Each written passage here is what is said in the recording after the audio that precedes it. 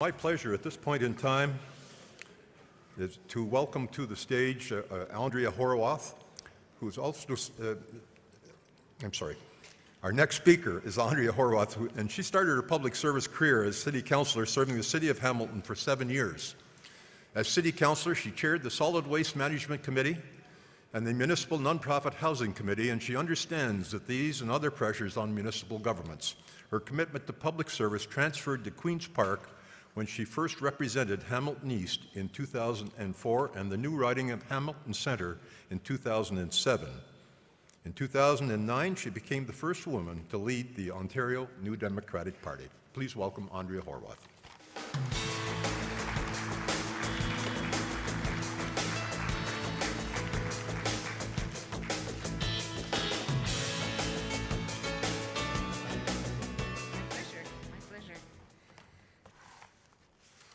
Well, good morning, everyone. Bonjour tout le monde. I want to start by thanking Chair Ron Holman and the Board of Directors for the invitation to join you once again. Let me also acknowledge that we are meeting on the traditional territory of the Ojibwe, the Anishinaabe, and the Mississaugas of the New Credit. And while I'm acknowledging, I also want to acknowledge a couple of NDP MPPs that joined me today, including John Vantoff, the MPP for Timiskaming Cochrane, and Mike Mantha, the MPP for Algoma Manitoulin. And let me also start by thanking all of you for your service and your dedication to your communities and to our province. ROMA is the voice of rural Ontario. Rural Ontario matters to our province. And I believe passionately that together we can build a vibrant and a prosperous future where every single community in this province shares in the benefits of our prosperity. I love Ontario, and I know that rural Ontario is filled with opportunities to grow. The success of rural Ontario means maintaining unique rural cultures and passing them on to the next generation. The success of rural Ontario means food on the table, not just for rural families, but for millions of people across this province and around the world. And the success of rural Ontario means the continuation and growth of a powerful economic engine that can drive our entire province, from local food startups and innovation in the agricultural sector, to the forestry and mining operations that support extremely good jobs, to the local businesses that are the very backbones of your communities. There's no question in my mind. The success of rural Ontario is absolutely vital to the success of the entire province. And as local municipal leaders, I know that you have a vision for your communities. You want more people to come and live in rural Ontario. You want more businesses to invest and create good jobs in your towns, your villages, townships, and counties. You want to provide the services that people are counting on and make sure that they are sustainable for the long run. And because of your vision, your leadership, and the incredible people who live in your communities, it is absolutely clear to me, great things are ready to happen in rural Ontario. So just think of how much more we could do with a government that shares your vision and your optimism for rural Ontario. Imagine a partner in government that actually listens to you and focuses on the things that really matter to the families that you serve. And just imagine a government that steps up to be the partner that your communities need and the champion that rural Ontario deserves. This is what our province needs. And this is exactly what I'm offering to the people of Ontario. You know, for so many folks today, life is getting harder as a result of the decisions that the current Premier is making. 2 decades of cuts to health care have left us with dangerously overcrowded hospitals. I don't need to tell you that. You probably have loved ones that have experienced those hospitals. Those cuts have left us with record-long wait times and rural health services that are constantly under threat. And local communities like yours are also seeing the tragic impact of the opioid crisis in Ontario. Urban centers get a lot of attention when it comes to how they're trying to battle that crisis. But let's not forget, your communities are dealing with that crisis as well, and so you need much more support for health care, not less. Many of your communities have also been forced to close local schools, shutting down the very heart of your communities and making it harder for young families to raise their kids in rural Ontario.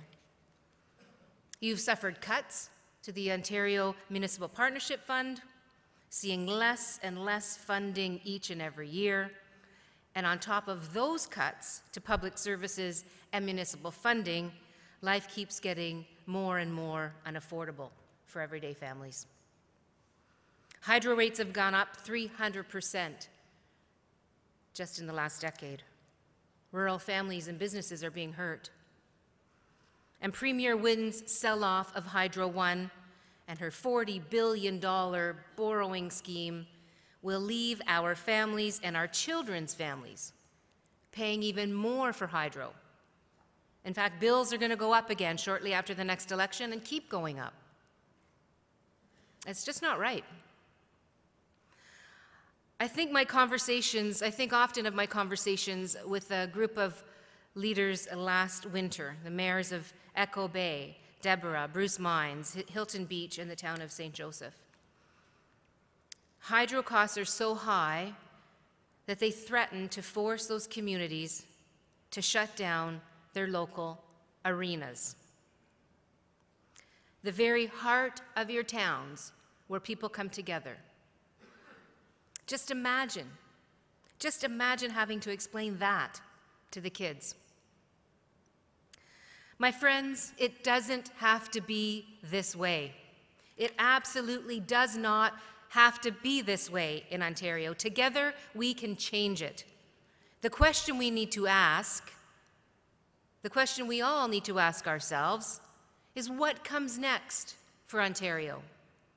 What kind of leadership do we need to move our province forward and make sure every community shares in the benefits?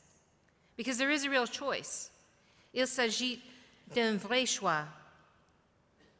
On one hand, there's a party that will keep cutting and privatizing the services that people count on. A party that shut down 28 hospitals the last time they were in office. And we all know that's not the right answer for Ontario. Cutting and privatizing public services, whether it's shutting down the Northlander, closing hospitals, or closing schools, does not make life easier in rural Ontario. It makes it harder. So let's do something about it. Let's deliver change that actually works for people and give our rural communities and small towns the support that they need. I got into politics to help people, like I'm sure all of you did. And what that means for me is that I won't change what's already working for folks, but I'm absolutely determined to fix what's not working in Ontario today. I have a plan that actually offers hope to people. Nous devons permettre aux gens d'espérer dans un avenir meilleur. Instead of ignoring the needs of rural communities, it's time to deliver the stable and predictable infrastructure funding that you need. That's why I'm committed to fully funding, for example, 1/3 of repair costs for social housing in your communities. I'm committed to investing in our roads, bridges, and culverts, and expanding broadband access. Instead of wasting money on P3 projects that the Auditor General says have already cost Ontario $8 billion more than they should have, I'm committed to working with you to bring vital services, vital public services like winter road maintenance back in-house. Because when huge companies like Carillion collapse, you shouldn't have to worry that your highways won't be safe to drive in the winter.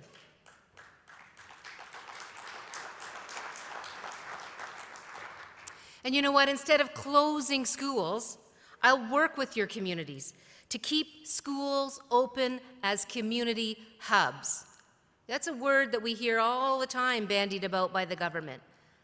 But we're not seeing a lot of those community hubs. Instead, we're seeing kids on buses for hours and hours a day because the school in their town closed and they have to go to the one 100 kilometers down the highway. Instead of squeezing our hospitals, I'll make sure that hospital funding always keeps up with growing costs, including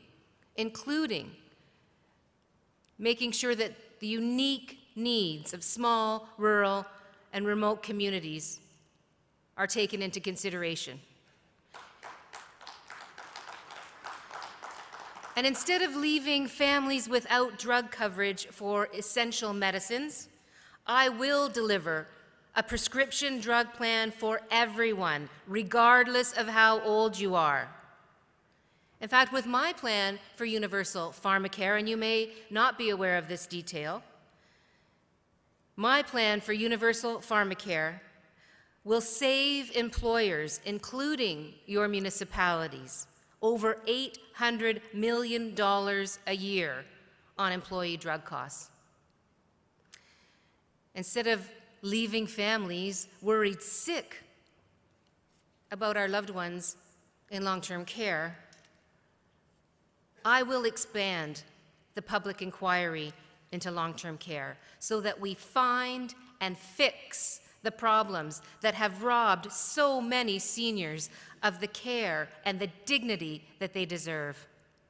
Seniors in rural Ontario shouldn't be stuck on wait lists for the care they need now. And married couples, some who have been together for 30, 40, 50, 60 years, should never, ever be torn apart. Ontario seniors and our own aging parents deserve more dignity and respect than that. And you know what? Much different than the other two parties. Instead of letting hydro bills soar, I will lower hydro bills for everyone by about 30%, because electricity is not a luxury, so it shouldn't be priced like one. With my plan, rural families and businesses will pay the same delivery charges as urban customers. We're going to bring Hydro One back into full public ownership and control, and we will end mandatory time of use pricing, because families shouldn't be punished for cooking dinner at dinner time. I'm working for the people of Ontario.